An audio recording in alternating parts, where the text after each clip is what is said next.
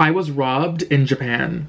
What's up guys, it's Nico aka Neeks back with a brand new video, and I was really hesitant to post this video because I'm embarrassed. I feel totally taken advantage of, and I was literally robbed. With that being said, it's been roughly a week since this whole robbery happened, so I thought, you know, I want to share my experience and my story with you guys and just give you guys any, you know, advice, or let this be, you know, a lesson for myself and my audience to always be careful when traveling. So if you're new to my channel, my name is Nico. I go by Neeks on social media, and I am an English teacher here in South Korea. I've been in Korea for the last 4 months. I post weekly videos about my life here in Korea, and I was so excited to move to Korea because so many other countries are so close by. When I got here in March, I was assuming I'd be able to travel around to Japan, Philippines, Taiwan, all within my first month, but I was sent here on a single entry working visa, therefore I had to wait to get my official alien registration card to be able to go in and out of the country. My alien registration card, or my ARC, is like my Korean ID, and that would have been what I had to show at the Korean customs to get back in the country on my Korean visa. So with that being said, my school was pretty slow at getting that process up and running, so I had to wait until the beginning of May to get my ARC card. Therefore, I haven't left Korea in the last like 3-4 months. So knowing I was gonna get my ARC card in May, I was really thinking about what country I want to go to first. I was back and forth whether I want to go to Hong Kong, Taiwan, Japan, Philippines, but me and my friend Crystal decided to go to Tokyo for the weekend of the 27th of May. I was so excited to finally be able to travel around Asia. It was my first time leaving Korea since being here, and I was just over the moon with pure excitement. I'm not gonna get into the actual trip too much because it was so much fun and I vlogged so much, so make sure you stay tuned for all those vlogs. So I'm just gonna mainly focus today on the fact that I was robbed, and I'm gonna leave all the good and fun and amazing vlogs for the actual vlog series. So me and Crystal spent 3 days in Japan, and our last night we decided to go all out. We went to Nobu, had so many drinks. I was drinking 818 tequila. I had a vodka cocktail. Then we went over to a different izakaya and had sake. So at this point, I am pretty drunk, and I mixed so many different kind of alcohols together that I was, you know, like that kind of drunk. So it's our last night. We're having so much fun. We're both super turned up. We take a taxi back to our hotel, and the next morning I wake up with one of the worst hangovers of my entire life. Our flight that day wasn't until 6 p.m. So I was like, how am I gonna get through this entire day with no hotel, trembling because I'm so hungover? So at around noon, we check out of our hotel and go to a ramen spot. On the way to the ramen spot, we see this matcha little vendor. I pull up my wallet, I get matcha. Then we go to the ramen place, I pull up my wallet, I get my ramen. Me and Crystal are sitting at the table at the ramen place, and I take one little spoonful of the rich, delicious, amazing broth, but I'm so hungover, I cannot even stomach water barely. I said, Crystal, I cannot eat this right now. I'm so sorry. I'm just gonna sit here in silence with my head down on the table. So I thought to myself, Nico, why don't you go to a sauna? Because, you know, we're in like the land of saunas. So I did a 1-2 quick Google search and found the sauna Reset Pint in Asakusa. And I'm gonna pause the story for a quick sec. I was also really contemplating whether I want to say the name of the sauna in this video, but you'll see by the end of it why I'm calling them out by name. But anyways, back to the story. I do a quick Google search, find the sauna. I say, Crystal, I feel so bad that I'm leaving you by yourself on our last day, but I am brutally hungover, and I'm just physically so exhausted from how much we walked and like ran the roads the whole trip.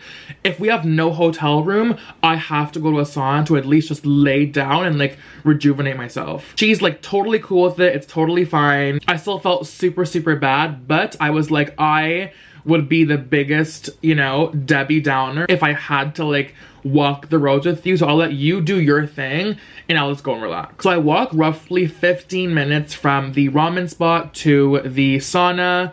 It's on the 9th floor. So it was a super nice, like, high-rise building. It was one of the most beautiful, if not the most beautiful sauna I've ever seen in my entire life. So I got a little like intro on like how to use the saunas and stuff, and I was just so excited to put my head down because I was so hungover. So I wanted to make a little YouTube short and add the sauna into my vlog, so I'll insert a few clips from the actual sauna right now.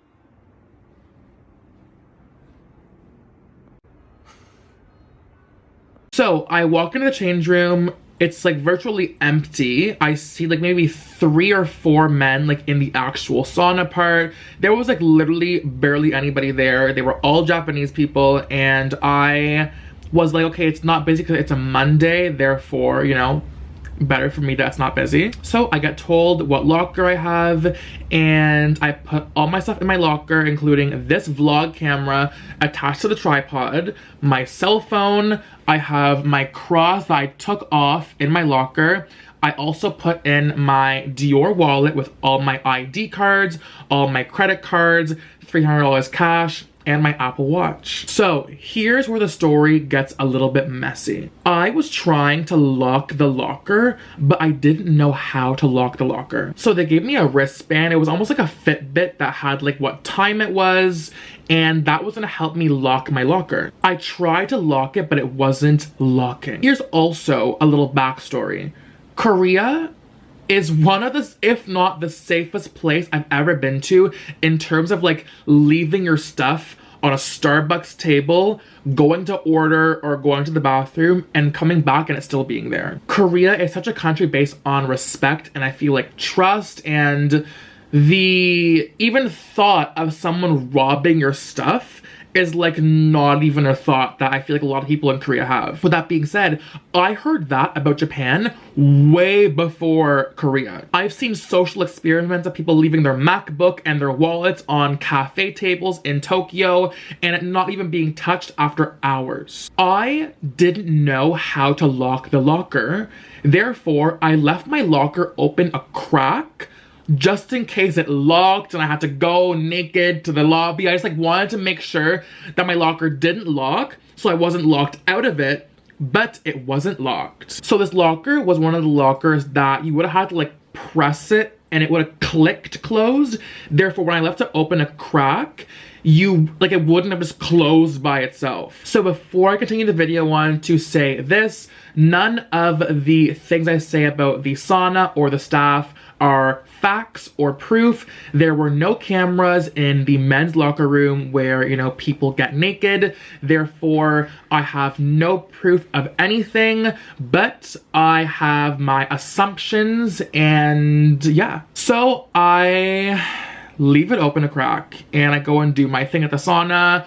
I had the best time. It was literally just what I needed to feel like not hungover anymore. I felt rested. I felt great. My time was done at the sauna and I go to my locker and see that it had been closed. And I was like, oh, maybe like a, you know, staff member saw it was open, like went and like closed all the lockers. But I was like, there was only 5 people in the sauna. Therefore, it would have been strange for, you know, my locker to have been shut. So I'm getting dressed. I am taking the stuff from my locker.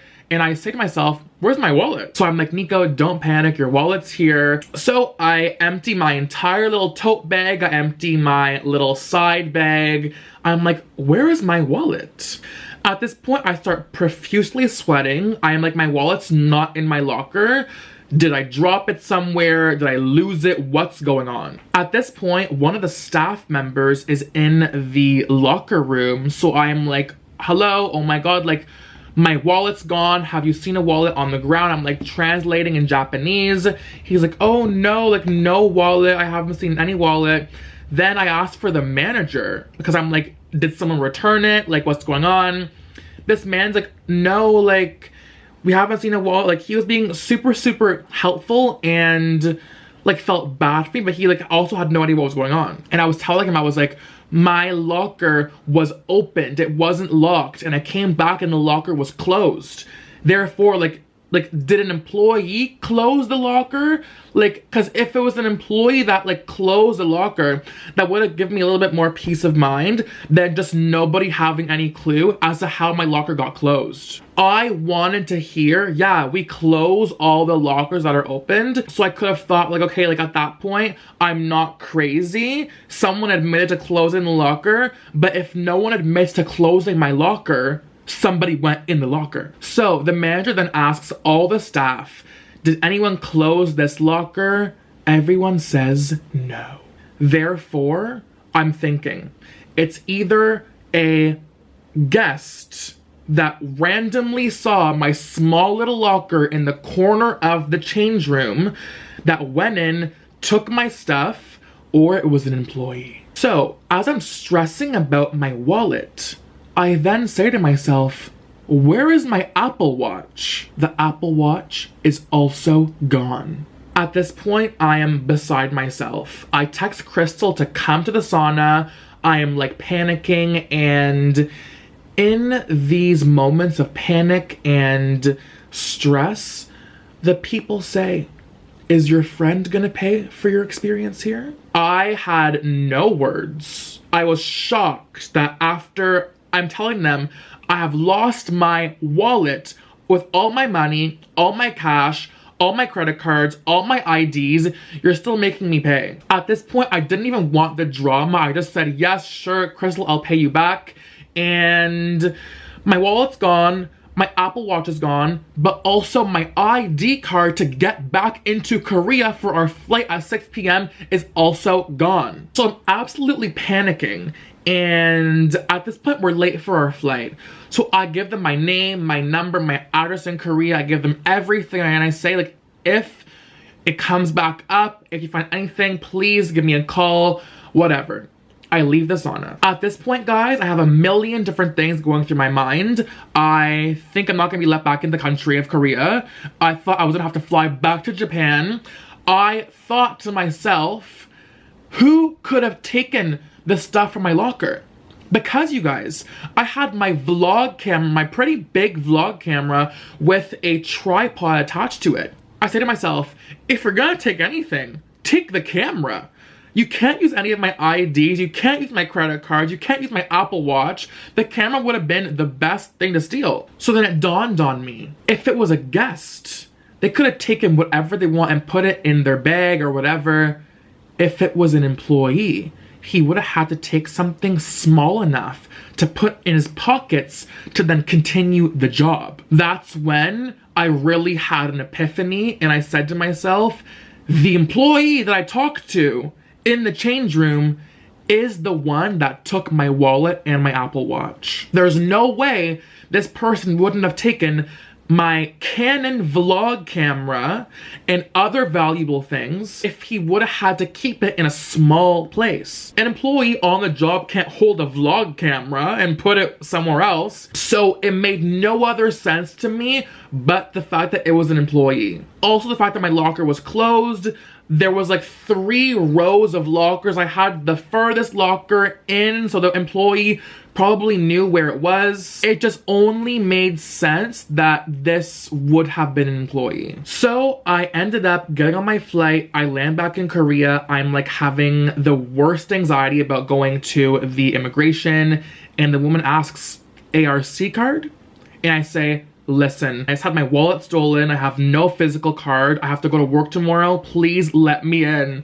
And she like kind of gave me a look and I was like, you were robbed? And I was like, yes. And she's like, okay, like show me the photo. I guess they have everything in their computers, so they were able to let me in with just a photo of the ARC. But landing back in Korea and being back in my bed after that awful, stressful day, I felt so glad and just like safe to be back in Seoul. Anyways, guys, that was my story of me getting robbed in Tokyo. I hope that this video is, you know, a lesson to everyone to never be too trusting of any situation, whether a country is known for being safe and people don't take your stuff.